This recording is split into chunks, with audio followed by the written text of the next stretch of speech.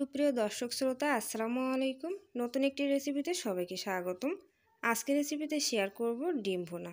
অসম্ভব মজার এই লোভনীয় ডিম ভুনা রেসিপি দেখতে হলে কিন্তু অবশ্যই সাথে থাকতে হবে। তো দেরি না করে চলুন দেখে আসি আজকের এই ডিম ভুনা রেসিপিটি। আজকের ডিম ভুনা রেসিপিতে আমি হাঁসের ডিম দিয়ে করে দেখাবো। তো এখানে 14টা হাঁসের ডিম আছে, আর হাঁসের ডিমগুলোকে পানি দিয়ে এবং লবণ দিয়ে খুব ভালোভাবে সিদ্ধ করে নিয়েছি। এখন খোসাটা ছাড়িয়ে নিব। তো সবগুলো ডিমের খোসা ছাড়িয়ে খুব ভালোভাবে পানি ঝরিয়ে নিয়েছি। এখন চুলায় একটি প্যান বসিয়ে অল্প একটু তেল দিয়ে এখন ডিমগুলোকে ভেজে নিব। আর সামান্য পরিমাণে একটু লবণ দিব, আর দিয়ে দিব একটু হলুদ দিলে কালারটা অনেক সুন্দর আসে। তো এটাকে সময় নিয়ে চুলার আঁচটা বাড়িয়ে দিয়ে তারপর ভেজে নিতে হবে। আর তেলটা খুব বেশি গরম করে তারপরে কিন্তু ডিমগুলো দিবেন, তা না হলে কিন্তু কড়ার নিচে লেগে যাবে আর ডিমটা ভেঙে যাবে। তো এটাকে 2-2.5 মিনিটের মতো ভেজে নিব। অল্প একটু কিন্তু হলুদ গুঁড়া দিয়ে দিলাম। হলুদ গুঁড়া দেওয়ার ফলে দেখুন কালারটা কিন্তু অনেক সুন্দর এসেছে। আর এটা কিন্তু ঝাল ডিম ভুনা না, টক যে ডালটা বা ডিমটা রান্না করে সেটাই কিন্তু মানে টক দিয়ে ডিম ভুনা।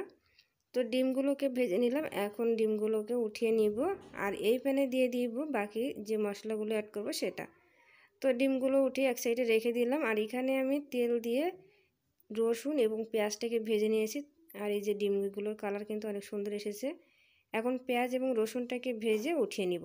এই রসুন এবং পেঁয়াজটাকে কিন্তু শিলপাটায় বেটে বা ব্লেন্ডারে বেটে কিন্তু একটু মিহি করে নিতে হবে। আর এই যে এখানে কিন্তু কাঁচা যে তেঁতুল আছে সেই কাঁচা তেঁতুলের টক এটাকে আমি পানি দিয়ে গুলিয়ে নিয়েছি। আর এখানে নিয়েছি নারকেলের যে দুধটাকে, সেই নারকেলটা কুড়িয়ে নারকেল থেকে দুধটা বের করে নিয়েছি। এখানে মোট 2টা নারকেল কুড়িয়ে তারপর গরম পানি দিয়ে রসটাকে বের করে নিয়েছি, মানে নারকেলের দুধটা বের করে তারপর দিয়ে দিলাম।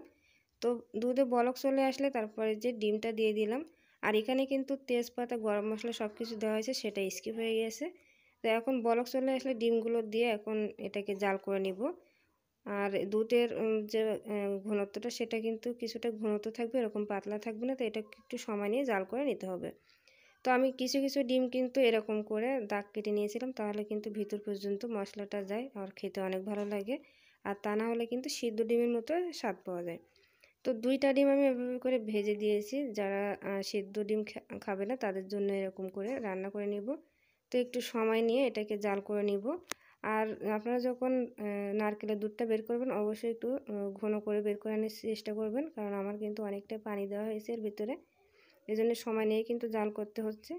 তো দেখুন আস্তে আস্তে কিন্তু এর কালারটা চলে এসেছে। প্রায় 10 মিনিট পরে আমি নামিয়ে নিলাম। দেখুন কালারটা কত সুন্দর এসেছে।